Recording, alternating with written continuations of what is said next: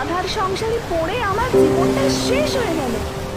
আর ওই একজন কপালে জুটেছে, রেখে দিয়ে বাপ্পাটা মরে গেল কেন? ওকেও তো নিয়ে যেতে পারতো। কমলা, একটু আসতে বলো, কি হচ্ছেটা কি? শুনতে পাবে তো।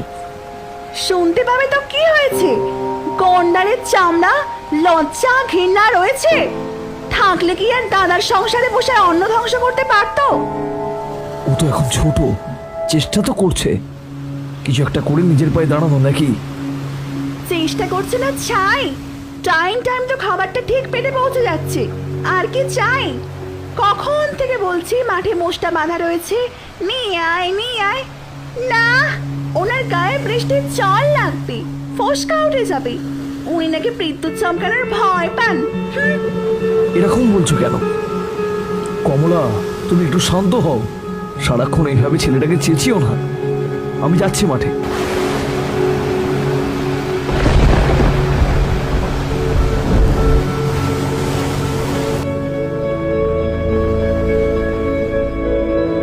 না দাদা, তোকে আর যেতে হবে না, আমি যাচ্ছি, আমি নিয়ে আসছি।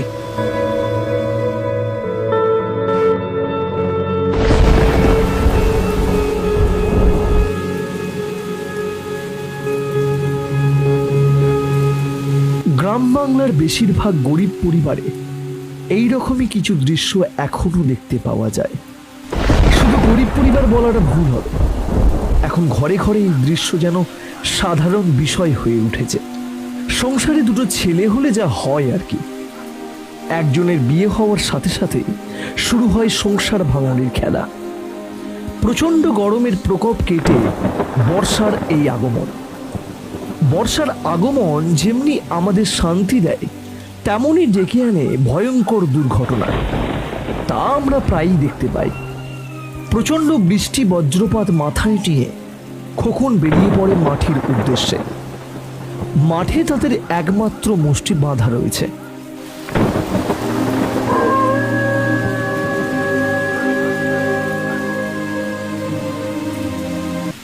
এই এই খোকন, এই ঝড় বৃষ্টির মাথায় করে কোথায় চললি রে? আর বলো না কাকা, মাঠে মোষটাকে সকালে বেঁধে এসেছিলাম, ভাবছিলাম আনতে যাব, হঠাৎ করেই বৃষ্টি নেমে গেল গো।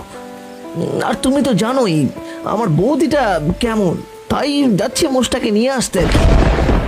এ বাদ দে তো তোর বৌদির কথা, ও তো জন্ম থেকেই ওই রকমই। দেখতে পাচ্ছিস না কত বিদ্যুৎ চমকাচ্ছে?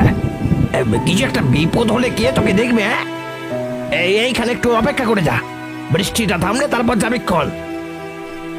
না না কাকা, যদি মোষটার কিছু হয়ে যায় তাহলে আমাকে জ্যান্ত মেরে ফেলবে কাকা। যা মেঘ ডাকছে, এই সময় মাঠে গেলে তুই তো এমনিতেই মারা যাবি রে। আমার কথা শোন, একটু দাঁড়িয়ে যা। না না কাকা, মরে গেলে তো বেঁচে যায়, তাহলে তো রোজ রোজ এই যন্ত্রণা সহ্য করতে হয় না গো।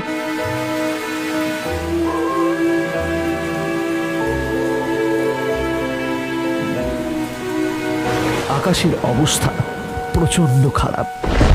সেই লোকটির কথা না শুনে খোকন চলল সেই মাঠের দিকে। সেখানে তাদের একমাত্র মোষটি বাঁধা রয়েছে। আর এই বর্ষার প্রচন্ড বৃষ্টিতে দাঁড়িয়ে দাঁড়িয়ে ভিজছে। খোকন মাঠে এসে দেখে চারপাশে একটিও জনপ্রাণী নেই। আর সেই ফাঁকা মাঠে তাদের একমাত্র মোষটি বাঁধা রয়েছে। খোকন দ্রুত গিয়ে মোষটিকে খুলে ঘরে নিয়ে আসতে থাকে।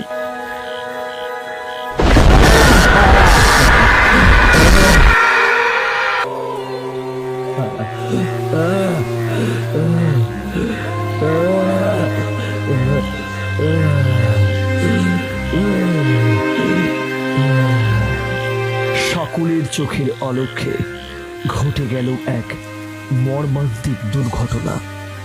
এই ঘন বর্ষায় বজ্রপাতে খোকন আর তার সেই মোষটি মারা যায়।